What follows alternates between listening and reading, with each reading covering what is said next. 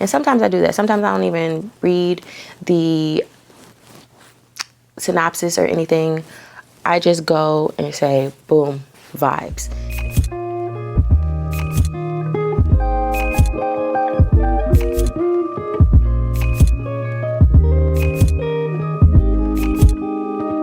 What up, Search fam? Sharde here. Welcome or welcome back to the channel. If you are new, my name is Sharde. I'm out here curating and co-creating a cool ass life and telling you about the books that I'm planning to read for fall. Now, whether this is your first time on my little corner of the internet or you keep coming back but haven't hit the subscribe button, might I suggest that you join my internet family, hit the subscribe button, turn on the notification bell, and be made aware of every time I post, which is usually on the weekends. Okay, fall is upon us, friends. The equinox has passed. The weather should be changing. Right now, it's still warm. And me being Floridian, I'm not mad at this. I'm not mad at this.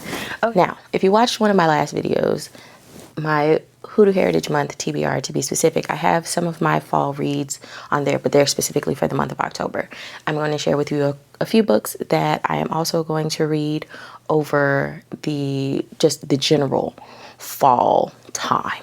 Okay, but now, as per usual, let's not get too excited, because we know that I'm a mood reader, so I may or may not get to all of these, but I always have the best of intentions.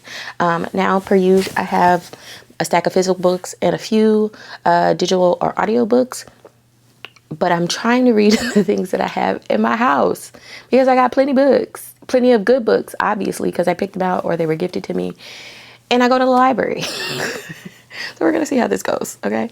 Now, if you see me looking over, I'm looking at the handy dandy iPad, which has my list on it, because I have to write these things down because otherwise we'll forget. So I'll start with the books that I don't have physical copies of, or that they're going to be audiobooks. Now, I'm going to pick up, and I already started it, Dark Tower by Stephen King, because I have never read a Stephen King book except for his book on writing. And I feel like I should read a Stephen King book because he's lauded as one of the most prolific authors of our time, right? And so I picked up Dark Tower, the Gunslinger series. I picked it up as a physical book from the library, but I was having a hard time getting into it. So I think I'm going to try it as an audiobook and see what happens. I also am going to read The Ballad of Black Tom by, I want to say his name is, it's not Martin Lavalle, but the last name is Lavalle.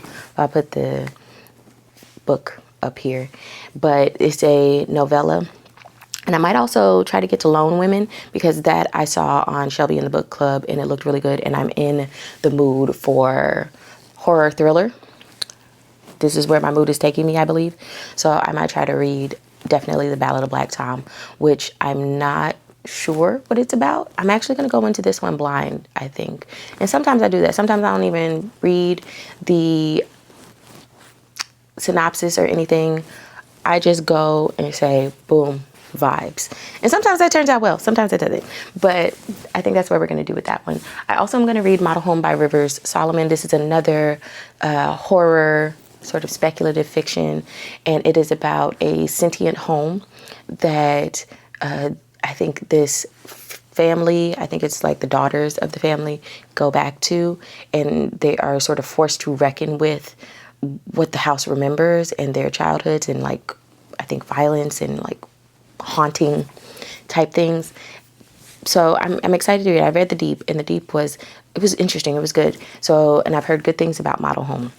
So I'm probably going to do that one as an audiobook as well, I think. And then lastly, as a audiobook, I'm going to do Her Psycho Beast, which is the third book in the Her Vicious Beast series by Bali. Listen, y'all, I'm roped in. I'm trying to keep myself from devouring all of these books at one time, because there's 4 books out of 5. The 5th book is supposed to come out at the end of December, and I'm eating them up. I'm having a problem. So I'm hoping with all these other books on my TBR, I am going to slow myself through these books. But I also am at a point where I kind of want to reread the prequel first and second books again, because they were so good. Oh my gosh. So yeah, I'm excited about that. Now, In terms of physical books, which I have the stack next to me, I think I want to pick up Black Sun by Rebecca Rowanhorse, which is science fiction in pre-Columbian America and space themed.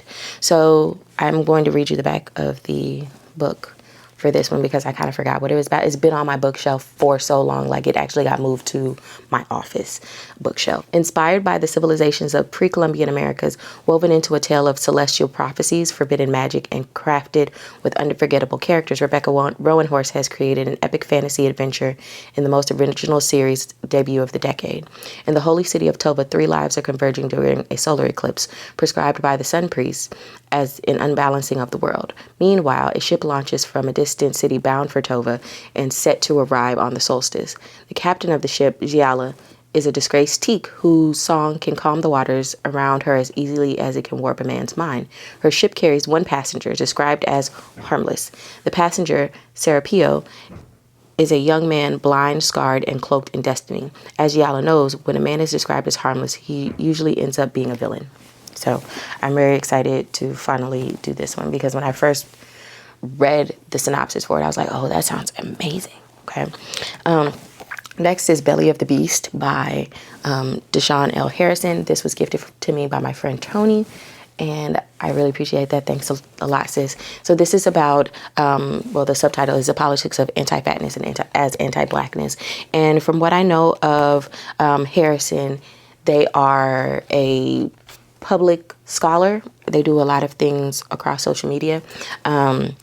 So I'm excited to dig into this. It's not a very long book, so I'm hoping that I will be able to get through it a lot more quickly, as well as the language in it does not seem as dense as some academic-y type texts can be. So I'm really excited to read about that and, anything about Blackness. Also, body, fatness, things like that I'm also interested in, right, for obvious reasons, but as well as my intellectual interest. I'm going to pick up the last book in the If Shakespeare Was an Auntie series by Nisha Sharma, Marriage and Modesty. And I am super excited about this because I have loved this series so much. Y'all have heard me talk about this if you've been around for a while. And this one is Deepak and Vera. It's a 12th night retelling, and they fake marry because Vera's trying to take over the family business, but they don't want to let her, I think because she's a woman. And then Deepak has had some dating troubles, and he's trying to become CEO of his family's business. And so they decide to get married to one another to try to further their business aspirations. But shenanigans, right? So I'm super excited to read this one because I've been looking forward to it because I think Deepak might be the one. But Nisha Sharma girl, she know how to write a man, okay? I'm also picking up the 3rd book in the Bonds That Tie series by Bree. So this one is Blood Bonds, and child, our girl Ollie done got captured again, and all hell is about to break loose. That's all I can say about that. I probably will do a longer review over the Bonds That Tie as a complete series because it's one of my favorites, and it was like probably one of my first reverse harems when I started reading them some years ago. And yeah, it's a favorite. It's a cult classic, I think. I've already started it, but I'm going to read Watermoon, and as you can see, I've taken off the dust jacket because usually when I read a hardback book with a dust jacket, so I don't damage the dust jacket, I take it off. But Watermoon is really interesting because it is about this girl, this young woman who inherits her family's, it's a pawn shop, but it's a pawn shop where you can pawn regrets. And she inherits it after her father retires and passes away like right afterward.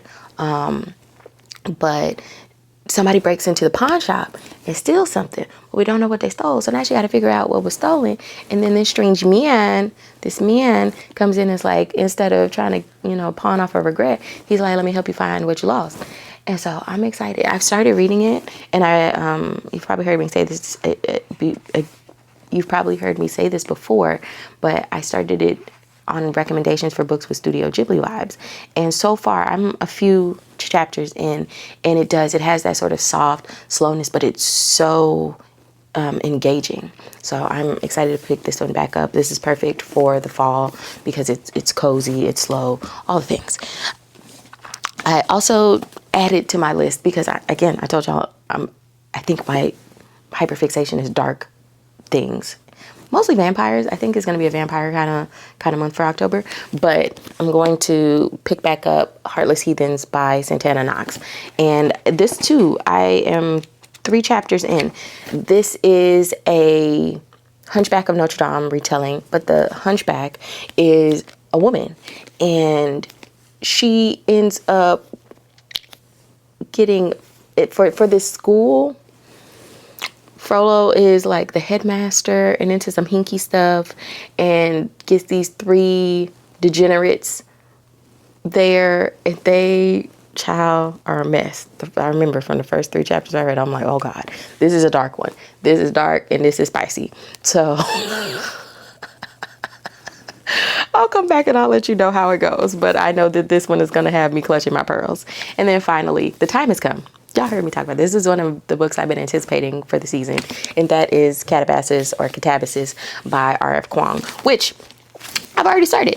And I read the first chapter and I am super excited about it because not only is it a Dante's Inferno retelling, but it's through the lens of PhD students who are going down into the underworld to find their advisor who has died.